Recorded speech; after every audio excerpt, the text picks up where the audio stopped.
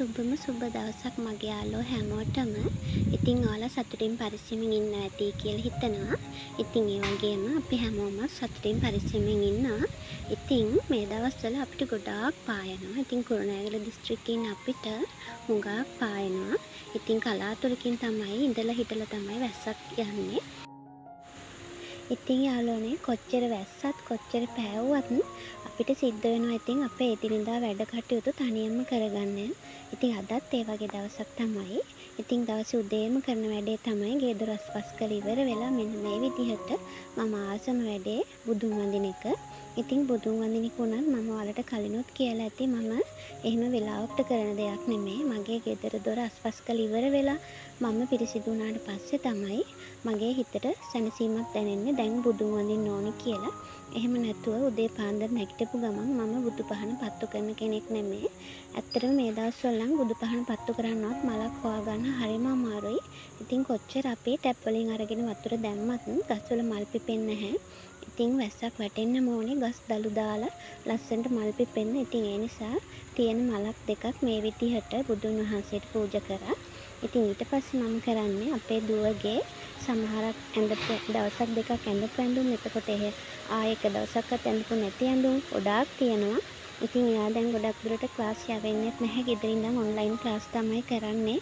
ඉතින් ඒ නිසා මම හිතුවා මේ ටික කාට හරි මෙයාගේ වයසේ ළමයෙකුට දෙන්න ඕනි කියලා.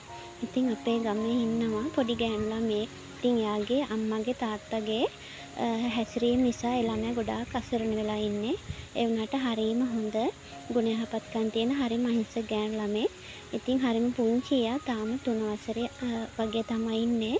ඉතින් ඒ අපේ දුවට වැඩි චුට්ටක් ඇඟපත මහත නිසා මට හිතුණා මේ ඇඳුම් ටික එයාට දෙන්න. ඉතින් මීට කලිනුත් මම එයාට දීලා තියෙනවා. ඉතින් මේ ඇඳුම් ටික එයාට දෙන්න තමයි මේ විදිහට ලෑස්ති කරන්නේ.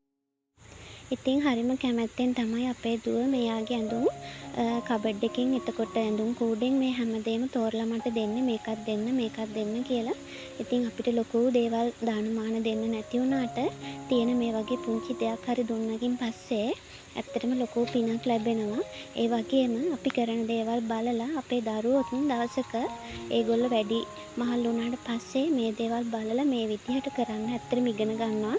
ඉතින් මේ තියෙන්නේ මම දුවට සැරෙන් සැරේ ගෙනත් දුන්න දේවල්. ඉතින් එයා ඒ දේවල් ගොඩක් ආස වුණාට ඉතින් එයා කිව්වා අම්මේ නංගිට අපි මේවත් දෙමු කියලා. ඉතින් මේ දේවල් ටිකත් අපි මේ විදිහට ප්ලාස්ටික් කරගත්තා එයාට ගිහින් දෙන්න. ඉතින් ඔන්න ඔය විදිහට තමයි අපි සේරම පැක් කරගත්තේ. ඇත්තටම එයාට ගෙදරට එන්න කියලා දෙනවට වැඩිය මම හිතුවා ගෙදරට ගිහින් දෙන එක හොඳයි කියලා. මොකද ඉතින් ගෙදරට දෙයක් ගෙනියන්න දෙනකොටත් එයාට ඒක අපහසුයක් කියලා හිතුන නිසා මම හිතුවා මම මේක ගිහින් දෙනවා කියලා. ඉතින් ඒ ටික ඉවරනාට පස්සේ පොඩ්ඩක් හවස් වුණා. ඉතින් හවස් වුණාට තාම හොඳටම අවුව. ඉතින් අවුව කියලා ගෙට වෙලා ඉන්නත් බෑ. මට පොඩි වැඩ ටිකක් තිබුණා. ඉතින් ඒ දේවල් තමයි මම මේ කරගන්න යන්නේ. ඉතින් බලන්නකො මේ පඳුර අස්සේ කවුද ඉන්නේ කියලා. ඉතින් ඔයාලා දන්නවනේ දැන් අපේ ගෙදර අලුත් පූස් බබෙක් ඉන්නවා කියලා. ඉතින් එන්න එයා තමයි මට මේ වැඩක් කරගන්න දෙන්නේ නැතුව හැමතිස්සෙම මැද්දට ඇවිල්ලා පනින්නේ. ඉතින් හරිම අහිංසක පූස් පැටියෙක් හරිම ආදරෙයි. ඉතින් ඒගොල්ලෝ ඇත්තටම ආදරේ තියෙන තැනට ලං වෙනවනේ. ඉතින් ඒ නිසා තමයි මේ මම වැඩ කරන තැනටත් ඇවිල්ලා මේ විදිහට එයාව වඩා ගන්න කිය කෑ ගහ ඉන්නේ. ඉතින් ඒ නිසා එයාවත් පොඩ්ඩක් හුරුතල් කරන්න සිද්ධ වෙනවා වැඩේ පැත්තක දාලා. ඉතින් ওই විදිහට තමයි මගේ වැඩ කරගෙන යන්නේ. ඉතින් යාළුවනේ වැඩ කරන අතරේ මම ඔයාලට පොඩි කතාවක් කියන්නම්. මේ කතාව ඇත්තටම අහන්න ගොඩක් වැදගත් වෙයි ඔයාගේ ජීවිතේට. ඉතින් මම හිතනවා ඇත්තටම අපි ගැහණු කෙනෙක් විදිහට හැම දෙයක්ම දරා ගන්න පුළුවන්. එතකොට හැම දෙයක්ම කරන්න පුළුවන් හරිම ශක්තිමත් කෙනෙක් වෙන්න ඕනේ. ඉතින් මම නම් ඇත්තටම ඔයාලට පේනවා ඇතිනේ ශරීරයෙන් හරිම පුංචි. ඉතින් පුංචි වුණාට මගේ වයසට ගැලපෙන තරම් මම පරිණත වෙලා තියෙනවා. එතකොට මගේ දරුවන්ගේ දේවල් කරන්න පුළුවන් විදිහට මම හැඩ ගැහිලා තියෙනවා. මගේ හස්බන්ඩ්ගේ වගකීම් එතකොට පවුලේ අයගේ මේ සියලුම දේවල් කරන්න පුළුවන් විදිහට මම පරිණත වෙලා තියෙනවා. ඉතින් ඒක ගැන මට ඇත්තටම ගොඩාක් සතුටුයි. ඉතින් අපිත් අම්මලා ළඟ ඉන්න කාලේ කිසිම වැඩක් කරේ නැහැ. ඇත්තටම පොඩි බබාලා වගේ තමයි හිටියේ. ඉතින් තාමත් අපේ අම්මලා මට කියන්නේ බබා කියලා. ඉතින් ඒ ගෙදර හිටපු පුරුද්දට හැබැයි දැන් මම හැම දෙයක්ම කරන්න පුරුදු වෙලා තියෙනවා. ඉතින් මම ඒකයි ඔයාට හැමදාම කියන්නේ මගේ යාළුවේ ගැහණු කෙනෙක් වුණාම ඇත්තටම රෝස මලක් වෙනවට වැඩිය පතොක් මලක් වෙන එක තමයි වටින්නේ. වසන්ත කාලේ වගේම ඉඩෝර කාලෙත් කළු ගල් උඩ එතකොට වැලි ගොඩවල් උඩ හැම තැනම ලස්සනට පිපෙන්න පුළුවන් පතොක් මල් වලට විතරමයි. රෝස මලක් වුණපුවාම සමහරක් වෙලාවට රෝස මල් වලට වතුර බින්දුවක්වත් දරා ගන්න බැරි වෙන අවස්ථා එනවා. එතකොට ඒ වතුර බින්දුව වැටුණ ගමන් ඒ පෙත්ත මලානික වෙලා කඩාගෙන වැටෙන්න බලනවා. ඉතින් ඒ තරම් පොඩි දෙයක්වත් දරා ගන්න බැරි කාන්තාවෝ ඉන්නවා අපේ සමාජයේ. ඉතින් ඒගොල්ලන්ට තනියම ජීවත් වෙන්න හරි අමාරුයි.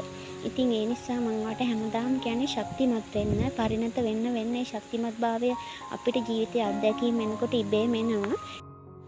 ඒ නිසා Tamanට එන ප්‍රශ්න බාධක හැම දෙයක්ම සතුටින් දරා ගන්න පුරුදු වෙන්න. මොකද ජීවිතේ දුක හිතෙන කාලවල වගේම සතුට හිතෙන කාලවලුත් අනිවාර්යෙන්ම එනවා.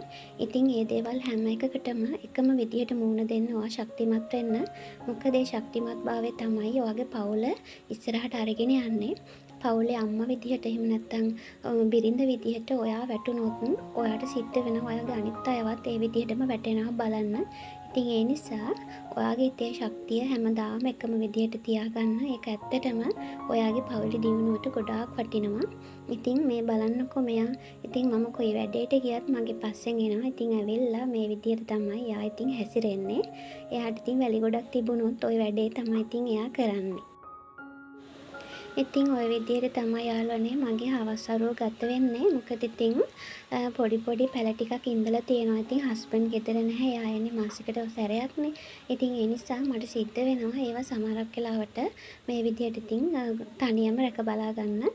මීට වැඩිය ගොඩක් දේවල් ඉතින් තැනින් හිටවල තියෙනවා. මම ඒවා පස්සේ දවසක ඔයාලට වීඩියෝ එකකින් අරගෙන එන්නම්. ඉතින් මේ අපේ වත්තේ එක තැනක හරක් බැඳලා තිබුණා. ඉතින් එතන ඒ දාලා තිබුණ ගොම ටික තමයි මම අරගෙන ආවේ. මොකද ඉතින් ගොම ඇත්තටම පැලවලට ගොඩාක් පෝෂණය දෙන දෙයක් නිසා මම ඒ ටික එකතු කරගත්තා. ඉතින් දැන් ගොඩාක් හවස් වෙලා තියෙන්නේ. ඉතින් හවස් වෙලා කියලා වැඩ ටික ඉවර කරන්න නැතුව නාගන්න එහෙම බෑ. ඉතින් ඒ නිසා මම මේ ටිකත් ඉවර කරන්න හිතුවා. ඉතින් මේ විදිහට තමයි මම හදාගත්ත පුංචි තිබ්බටු පැල ටිකක් තියෙනවා. ඉතින් ඒව සමහරක් වෙලාවට වල් සත්තු ඇවිල්ලා හාරනවා. ඉතින් ඒ හාරපුවාම පැල ටික කැඩිලා යනවා. ඉතින් මෙහෙම දැම්ම කියලා සත්තු එන්නේ නැතුව ඉන්නේ නැහැ. ඒත් එයාලා ඇවිල්ලා ඉතින් සමහරක් වෙලාවට මේ පොල් එළියට මෙහෙට වීසි කරලා පැල හාරලා යනවා.